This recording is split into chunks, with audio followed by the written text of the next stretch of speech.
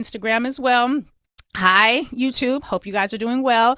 Hello, Instagram. Hope you guys are well. Welcome to the Lurie Daniel Favor Show, the Urban View Experience on SiriusXM channel 126. Now, I've already prepared the Urban View audience. They are crystal clear about what's going to happen. And you all who are watching on YouTube or who are listening to this on Instagram or watching on Instagram, you may not yet know what is about to happen. So I got to make sure that you are clear about it, because otherwise you're going to be like, what is going on? There is something really significant that the Republicans are trying to do in states like Texas that, quite frankly, could destroy the fragments of what is left in American society as it pertains to democracy and our ability to have a role within it. Now, I'm not one of them people who's like democracy forever, because, it's a system that works now. It's fine. But this part right here is really, really important. Now, if I have a lot of power in a system, and I don't want you to have power in this system, it's going to be incumbent upon me to basically figure out a way to not just hold on to my power, but to keep you away from it. Because I don't want you having access to my power. I want my power for me. And if my power is not for me and I have to share it with you, that's not good, because I want all the power. And so what I might do if I was an evil, no good, dirty, rotten, scoundrel kind of a person, what I might do if I wanted to keep my power, keep oppressing you and keep you away from my power, is I would bury the source of my power. I would hide it deep down into the mountains. It would be not just beneath the ground. It would be beneath the water, beneath the ground. It would be beneath the hellfires, beneath the ground. It would be in the center of the earth. I would try to hide the keys to my power in ways that you would never, ever, ever even think about finding. This matters because of what Greg Abbott is trying to do and what Donald Trump is trying to do with a process known as redistricting. Now, I'm going to do my best to make redistricting and census sound sexy, okay? I got to explain. What is that Kendrick song, The Element? He's like, if I got to teach about redistricting, I'm going to make it sexy. If I got to teach about census, then I'm going to make it sexy. So that's what we're going to try to do. We're going to try to zhuzh up this topic, because what happens in American society is they make the power centers so boring, so asinine, so weird that they bury it and we don't ever see it, and we will end up fighting for justice at the surface, not realizing that the real power that we're fighting is down below. So let's talk about the latest racist Texas power grab. It involves census and redistricting, so we gotta make it sexy, because these topics tend to be very boring for a lot of people. And I geek out over this. I'm gonna just let you know, your sister friend finna geek out, because when it comes to the census and redistricting and the sources of real power in the society, this is my jam, okay? This is my jam. And so let's talk about it. Now, y'all remember that song, Money, Power, Respect? Y'all remember Money, Power, Respect. It was a phrase that we used, what was it, in the 99s and the 2000s? Money, Power, Respect. It was a song. I can't remember the name of the song. I think the name of the song was Money, Power, Respect, whatever. Point being, there was a hip hop concept that you could get the money, you could get the power, and, if you're Lauryn Hill, keep the finest hour, whatever. I'm trying to remember lyrics. I can't really remember. So obviously I'm playing myself right now. But money, power, and respect is a phrase that we all understand. When it comes to census and redistricting, it's all about money, power, and respect. And so I'm going to explain this as best I can before I tell you what the governor of Texas and what Donald Trump is finna do, because what he finna do is going to allow them to not just cosplay as slave patrollers and slave owners. It would basically allow them to eradicate all of the things that currently stand between us and a re-enslavement approach in this society. Okay, so Let's start with the census. The census is basically a survey that the government has to take every 10 years. And they have to take this survey because they're required to by the Constitution. And the census survey basically tells them a bit of information about you and I. And the census questions that they want to get information are basically who are you? What are your needs? And how many people like you live where you live? And that's an important question because based on that snapshot, that 10-year snapshot, and the census happens every year ending in 0. So we just had our most recent census in 2020. We're about to have another one in 2030. I know this feels boring, but trust me, I'm gonna make it sexy because your freedom should be sexy, right? Your freedom and liberation should be sexy, darling. And so when it comes to the census data, once they know how many of you live there, what they also then do is determine how much money you get. What did I say? Money, power, respect. Let's talk about the money. What kind of money do we get based off of the census? Well, we get money for schools, for hospitals, roads, healthcare, libraries, transportation, clinics, social services, etc. And the census basically, and y'all know what the census is. We're going to talk about when they show up to your house because there's a thing that black people do that really fucks us up in the census, but we're going to talk about that too because we're going to make it sexy. And so when it comes to the census data, the government in every year ending in 0, they send out that census survey and the people who fill it out get counted counted. If you get counted in the census, you become a part of what's known as the total population for that community. The total population number will tell the government how much money do you need for the schools? How much money do you need for the hospitals, for the roads and the libraries and the transportation centers and the clinics and the social services? We know that you got needs, but how much do you need, right? So let's think of it this way. Let's say you live in a community that's 80% old people, 20% young families. Well, if you got 80% old people and only 20% young families, you don't really need a whole bunch of money for early childhood education. You need a whole bunch of money for geriatric care. You don't need a whole bunch of money necessarily for school buses. I mean, you need some because you do have some people in your community who are going to school, but you need money for buses with public transportation that can raise and lower to accommodate a wheelchair or a walker because you got 80% of old people in your community. And so the government would say, all right, we're going to send you money for transportation, but we're not going to send you a whole bunch of money for your school system transportation. We are going to send you a whole bunch of money for your old people transportation. And that's how the government basically knows how much money does your community need. We can think about it another way. Let's say I'm the Center for Disease Control before RFK got in charge of it and basically began destroying everything. And let's say I'm in charge of the Centers for Disease Control and I have money to look at prostate cancer or diabetes or hypertension or high blood pressure. I would use the census data to tell me, well, where are the people who got a whole lot of prostate cancer, hypertension, and diabetes? And oh, snap, it looks like black men. Y'all got a whole lot of prostate cancer, hypertension, and diabetes. So let me take my prostate, hypertension, diabetes research money and funnel it into that community. Or if I am, say, the dollar store or Saks Fifth Avenue, I might use census data to be like, where am I put up my next dollar store venture? Where am I going to put up my next Saks Fifth Avenue? I would be able to look at the economic data that comes out of the census to determine, do it make sense to have a dollar store here? Because these people don't like the dollar store. These people are hoity-toity. And these people, they like to spend big money with the big brand name. So they're not going to want to come into a dollar store. So if I'm the dollar store, it probably don't make a whole lot of sense for me to put my money in a store on Fifth Avenue in Midtown Manhattan. And if I'm Saks Fifth Avenue, I'm very hoity-toity. And I know that the poor people can't afford me. So why would I be putting up a store in Brownsville? Why would I put a store in like the poorest parts of the New York City area? I'm not going to do that. No shade to Brownsville. Got love for you. Never ran, never will. And so census data is really important. Now we got to keep it sexy because I know people are like, oh my God, what does this have to do with anything related to Greg Abbott, Donald Trump, black people in slavery? Stick with your sister friend. I'm going to tell you. Traditionally, we know black people don't like filling out the census. I know this not just because I run a law center where basically part of the work that we do every 10 years incorporates the census. But think about it. The census is basically the Fed showing up at your door trying to get information about how many of you live there. Like, who are you? How many of you live there? And what are your needs? Now, for white people, that makes sense because they have a relationship with the government where basically when the government asks them for information and they give the government information, they get resources, they get benefits. When the feds show up at our door, you know how many terrible things happen when the feds show up at the door of a black person? And think about this. I used to say this all the time during the census campaign. 400 years ago, if the feds show up at your door, it might be because they finna raid your village. You got a whole bunch of white strangers knocking at your village door talking about who in there, how many of you are there. That night, you was going to be on a slave ship, baby. Okay, that's 400 years ago. 200 years ago, if some strange white person come banging at your slave quarters door talking about how many of y'all in there because we need to figure out what's going on, the next morning half your family might be sold out. 100 years ago when social services came knocking at your door, it was basically to find out if you had committed the sin of having a husband. Because if you had a husband and there were two adults in the household and only one of you was working, which often is what happened because black men could not get hired, black women were getting hired and they would get benefits from the state like food stamps and housing support. Well, if the social services comes by knocking on the door and they happen to see an extra pair of shoes that did not look like they fit on your little dainty little black womanly feet, and they looked instead like they fit that they were supposed to be on the feet of a big black man, well, then that was evidence that there was a man living in the house and you might get your food stamps cut. And within the past 10 years, if the feds show up at your door, you could end up dead like Breonna Taylor. So let us be clear. We don't have good experiences with the feds coming knocking at our door trying to get access to information about how many of us live there. That's one of the reasons why black people are very scared of the census. It makes perfect fucking sense when you think about the fact that anytime white people who are from the government show up at our door, rarely does good shit happen. Let's just keep it 100. Rarely does good shit happen.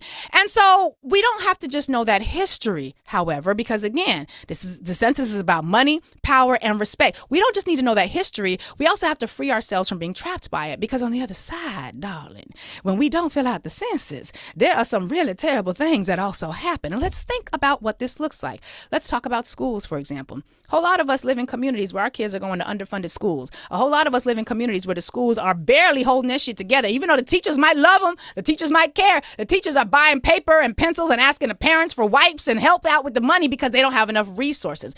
But let's talk about how our fear of the census, justifiable though it may be, plays into this reality. Let's say you live in a community. Let's call it a community Black Talklandia.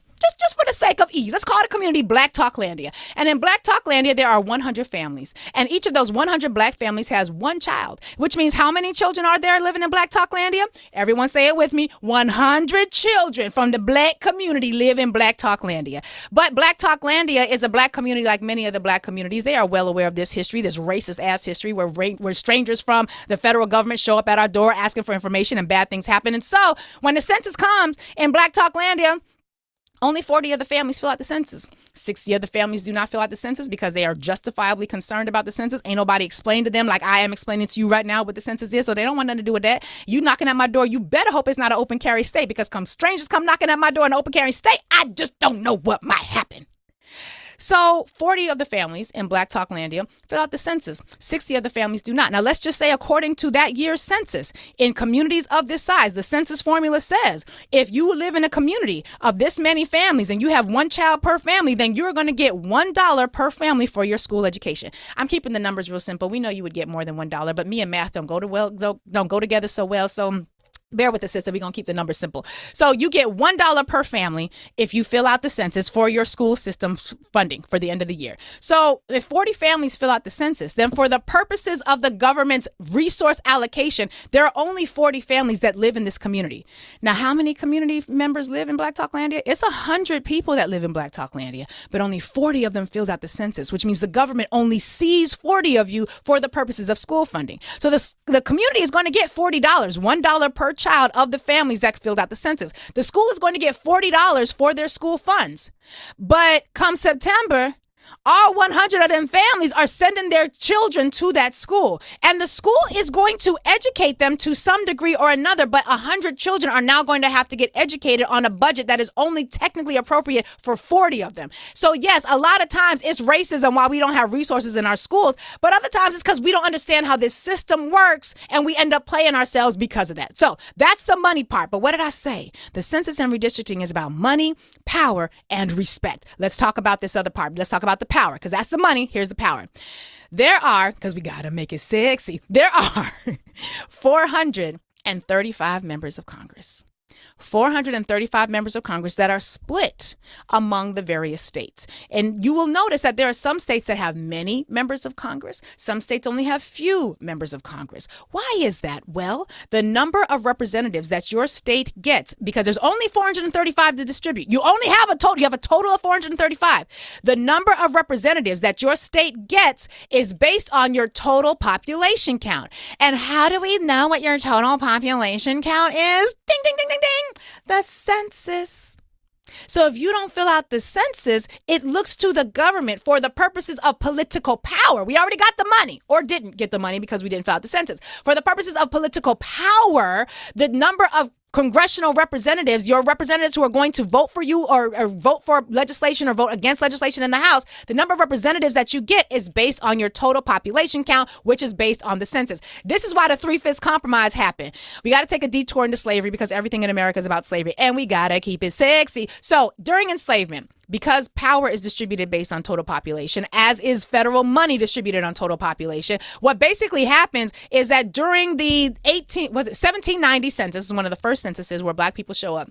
One of the first censuses at all, actually. The question that had to be answered was, well, the Southerners who owned most of the slaves, the enslaved Africans, they were basically trying to say, even though we have just spent the past 190 years proving to all of you that the Blacks were not human beings. We told y'all that the Blacks were animals. We told y'all that the Blacks were subhuman beasts. They were more like worker bees who were just there for our regard and had no actual humanity among them. When it came time to the census, when it came time for political power, them white racist ass people basically wanted to count all the Blacks that they owned as enslaved property as human beings for the purposes of political power. And the people in the North, who were also quite racist themselves, but not nearly as profligate as it pertained to who got the most amount of enslaved Africans, in the North was like, wait, hold on. You just spent the past 190 some years telling us that these Black people were not actually human. And now you're supposed to say we're supposed to give you political power based on their supposed humanity. And so the compromise that they reached was a 3/5 compromise. So it was like, all right, fine. You can count some of them, but you can't count all of them. So 3 out of every 5 enslaved Africans was going to be considered a human for the purposes of political power.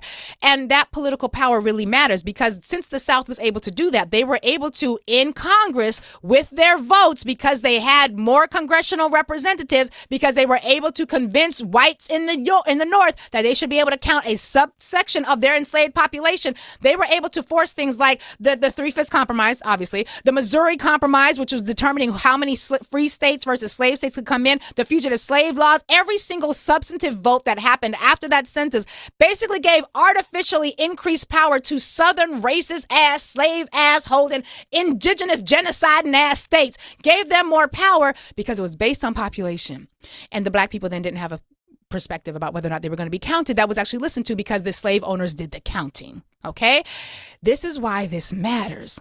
Because right now, y'all's president, Donald Joseph Trump, wants to have a redo of the census from 2020. You may recall that when he was in office, one of the things he tried to do was to basically include a question on the census about citizenship.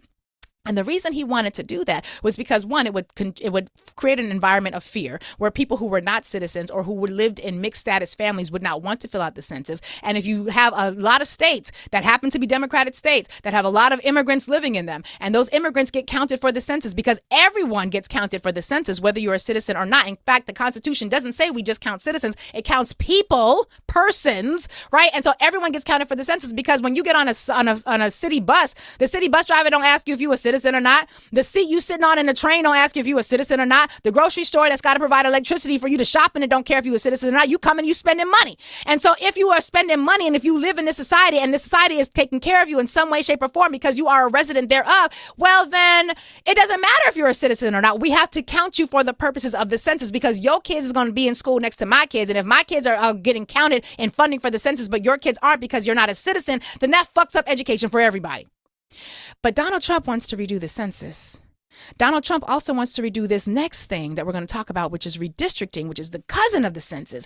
But we're going to get to that in just a minute because this is about to be an effort to destroy the power, the political power that Jasmine Crockett has. They are trying to get rid of Representative Al Green. They are basically trying to take the congressional seats of black congressional representatives in states like Texas. And if they can do it in Texas, baby, they can do it anywhere. They can do it anywhere. So let's talk about why this matters. Because the question that we then have to ask ourselves is, yeah, based on your total population, you're going to get a set number of electoral representatives who will represent you in Congress. But where do they get elected? Where do we find, like, if I'm running for Congress, who gets to vote for me? Not everybody gets to vote for me, just the people in my electoral district. And how do we determine what my electoral district looks like? Well, we have a thing called redistricting. Okay, money, power, and respect. Now we're on to the respect side. Money, power, respect. Redistricting is the process of drawing maps. Once we know how many electoral representatives you are going to get, we then have to determine what is the geographic area of the space where your congressional representative will represent. So, for example, my congressional representative is Hakeem Jeffries. Hakeem Jeffries, where my house is at is in Hakeem Jeffries' district, but where I work is in Congresswoman Yvette Clarke's district. And so I have interest in what both of them are voting for because either my house is going to be impacted or my job is going to be impacted. But they're in neighboring districts. One is District 9, one is District 8, but they're not the same district. And the lines that determine who lives in District 8 versus who lives and works in District 9 is done through a process called redistricting. Stick with me because we got to make it sexy. Because if you don't understand the boring parts of white power, then white power will be able to destroy your black ass. Okay? So redistricting is the process of drawing the maps.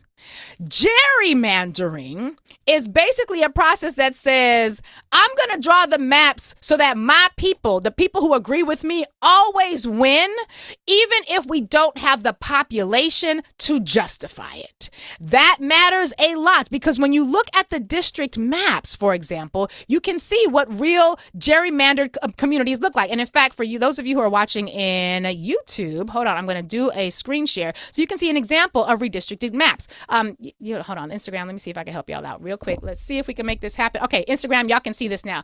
Do you see this map here?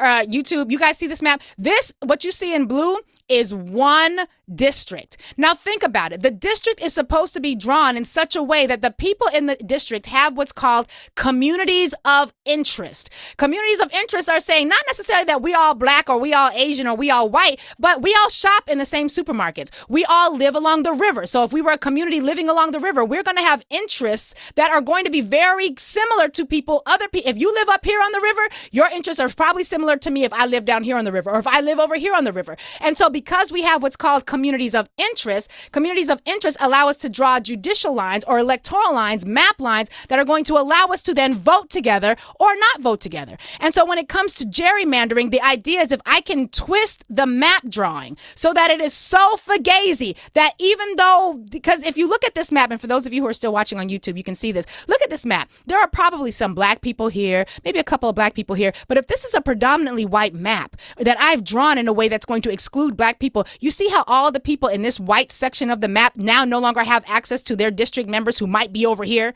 This is called gerrymandering because the idea is that even if I don't have the population in one geographic place to support my idea, I can still claim power because who gonna check me, boo? Because the blacks don't even pay attention to this. Them motherfuckers don't even fill out the census.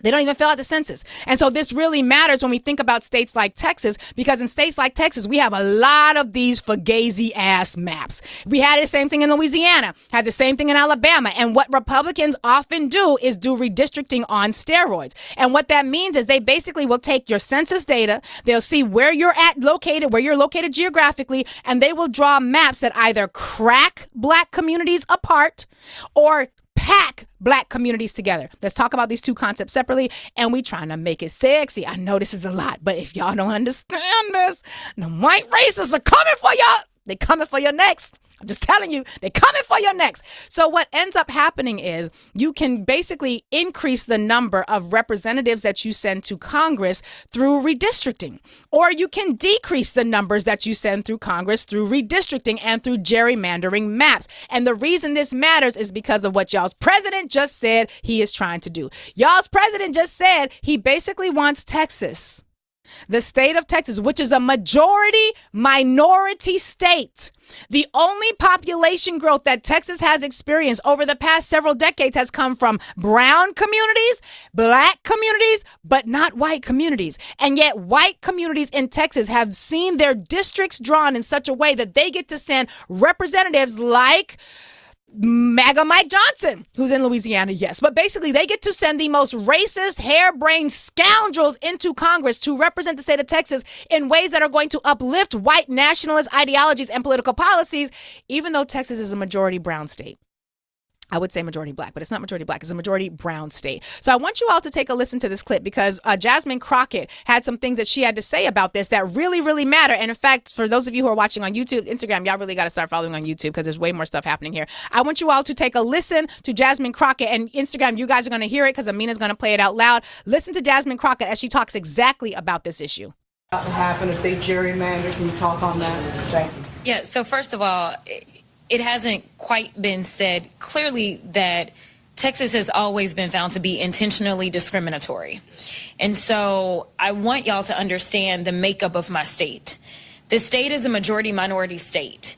And what this legislature historically has done is what they plan to do again, is to dilute the voices of people of color in order to make sure that they can get to where they're trying to go. We saw this Department of Justice decided to put out a letter, and what did they do?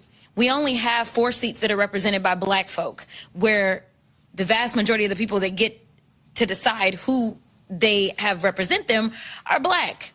They decided to attack 3 of the 4 seats that we have in the state. They decided to go after a Latina. They are specifically deciding to splinter the communities of common interest, as well as just blatantly say we are going to dilute minority voices. So we know that the courts, ever since we've had a Voting Rights Act, have always found this state to be intentionally discriminatory.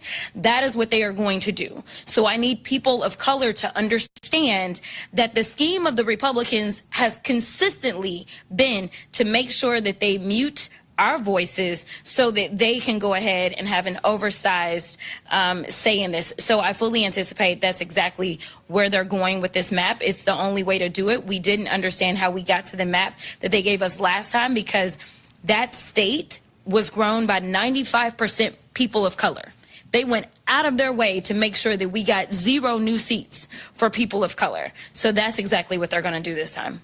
And that is exactly what is happening. They are attempting to redraw these maps. They want to redistrict these maps so that they are going to be able to, instead of having a Jasmine Crockett, instead of having an Al Green, instead of having an Isaiah Martin, who had a lot to say about this, they will be able to basically redraw those districts for those representatives and completely exclude them from what's happening. This is how they plan to move forward as it pertains to their power grab. Now, the reality is this is not, because this is one of the least sexy things that's happening right now as it pertains to what's attacking, what's grabbing your attention. You got a whole lot of people focused on the Epstein files. You got a whole lot of people talking about the big bitch ass bill that is going to be destroying the social safety net that we need. But y'all, hear me when I tell you, please. Hear me when I tell you, and this is something my good colleague Jerry Vadamala from when he was at the Asian American Legal Defense Education Fund used to always say, you could have 100% voter education. You could have 100% voter registration. But if I draw the maps, and I draw the maps in a way that I either put all the black people from all across the street, I draw a big, ugly ass, bitch ass map such that all the black people are squeezed into one district or maybe 2, then that means black people in your state, even if it is a majority black state, will only be able to influence the election and the votes of Congress representatives for their one district. So if I can pack black people, if I can pack Latino people, if I can pack Asian people, if I can pack poor white people into as big a space as possible and use my understanding of the data and the census data, which I have access to because we get access to the maps. If I can do that, I can basically mean that in a state like, say, Alabama, or Mississippi, where black people make up a third, if I'm being evil about this shit, I can make sure that even though you represent a third, if not a half of the population, that you only have the capacity to influence 1 out of maybe 6 congressional districts. That's packing. The other thing that they do is cracking, which is where they take you might have a whole bunch of black people together, saying, I don't know, like in Houston, and you crack them. You draw lines to split up their political power. So even though you've got a huge base of black people, you spread them out over a variety of different electoral districts so they can't actually influence any individual district with actual political power because they as a unit might be together, but politically and electorally, they are voting in other districts. This is a real problem because if I can get rid of all of the black districts, if I can basically crack you and pack you into spaces where you no longer have a political voice, forget about having a Jasmine Crockett who is articulate and amazing. And she's so articulate. I hate it. But you know how she is. Like, she's really good at the words.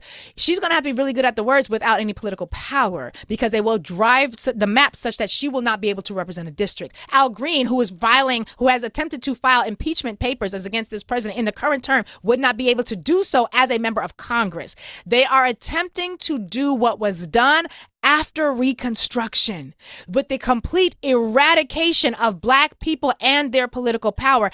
And they might have the votes to do it. What might stop them, however, and this is an important point, is what folks like Gavin Newsom are planning to do. I want you all to take a listen to Gavin Newsom. Instagram, you're not going to be able to see this part. You're just going to have to hear it. I want you all to take a listen to what Gavin Newsom said, because basically they're trying to steal seats. They are trying to steal congressional seats, but they're not the only ones who get to redistrict. Other states get to redistrict as well. And I feel a little weird about this. I will say I'm a little conflicted because I'm a part of redistricting efforts that seek to have independent redistricting. But that was when I thought everybody was playing by the same rules. Take a listen to Gavin Newsom, Instagram. Y'all just gonna have to hear it as he discusses what Democratic-led states might do in response. I think there should be a national framework for independent redistricting, period, full stop. I mean, gerrymandering, and let's be fair, we've seen this weaponized by both parties for decades. But these guys, this is a whole nother level of weaponization coming from the right. And what Trump did today is the ultimate tell. They feel they're on the ropes. They feel they're behind. They feel they're vulnerable with the big, beautiful bill. They feel like the momentum is shifting away from them, and it's Speaker Jeffries, it's not Speaker Johnson. So on that basis, they got to rig the game. You got to change the game because you can't win by the existing rules. So he goes in and talks to these guys that should be focused on flood preparedness, should be focused on restoring NOAA and the weather investments that they need to make, and the resiliency efforts, to talk about getting FEMA back on track, and how little accountability with Kristi Noem and some of those early decisions that were made or not made. Instead, they're using that special session to weaponize for the next election. And that should scare the hell out of everybody, because these guys are playing by a different set of rules. And so from my perspective, if we're going to play fair in a world that is wholly unfair, we may have the higher moral ground, but the ground is shifting from underneath us. And I think we have to wake up to that reality. And I'm talking to members of my legislature, what are our alternatives? We can do a special session. I can call for one today if I chose to.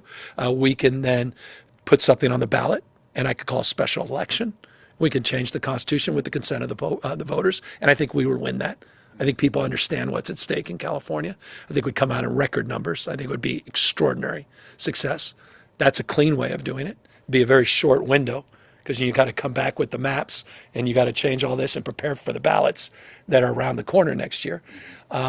Or you can look at other avenues, which we are exploring, which are pathways with the legislature to do urgency clauses with 2/3 of the legislature in both of our houses, to move forward with legislative redistricting in between the constitutional construct, which is every census, the Independent Redistricting Commission does a new map. But it's just for time's sake, we're going to leave it there on Gavin Newsom, because he's basically outlining, and I saw someone on Instagram said, how do we get ahead of this? What Gavin Newsom is basically saying is that Democratic states are going to have to redistrict in the same way. And again, that's difficult for me to say, because as an advocate, I am much more in favor of equitable redistricting, but we are not playing with people who play equitably. And keep in mind, the only reason the big bitch ass bill won, they lost a lot of votes, but there is a 3-vote difference between the Democrats and the Republicans right now. One of the reasons we don't have 3 people serving in the Democratic side of the House is because they died in office, because they ran for office and elected office, and they won, even though they knew they were sick and did not need to be in those positions. But we're going to leave that again alone, because that's another topic for another day. But basically what Gavin Newsom is saying there is that we have to be clear, because this will fuck up the midterms. Okay, this will fuck up the midterms, because if these people are able to, in Texas, they just called a special session, if they are able to increase the numbers by redrawing the maps and basically fucking cheating, if they do that, then they will give them enough votes in Congress that they will still be able to hold the House during the midterms. Now, why does that matter for the midterm election? Well, remember when President Barack Obama became president, and he became president in what year? 2008. And then what happened after that? Or he was elected in 2008. What happened? What next thing happened after that? 2010 came, and it was the midterm election, and everybody who came out to support President Barack Obama was very excited about that, did not necessarily come out in 2010 during the midterms, and they also had to deal with voter suppression. But basically what happened was the Republicans came out during the midterms in 2010, swept into power. 2010 was a census year, and because of that, when they were in power in 2010, and remember Barack Obama said, we got a shellacking. The Democrats got a shellacking. What happened after 2010 was in 2011, that's the year of redistricting. Census happens in a year ending in 0. Redistricting happens in a year ending in 1. And in 2011, Republicans were able to redraw every single one of the state maps and give themselves outsized power, even though they did not have the population to justify it. And they ran the tables on Barack Obama. He was not able to accomplish much of anything after he got health care done.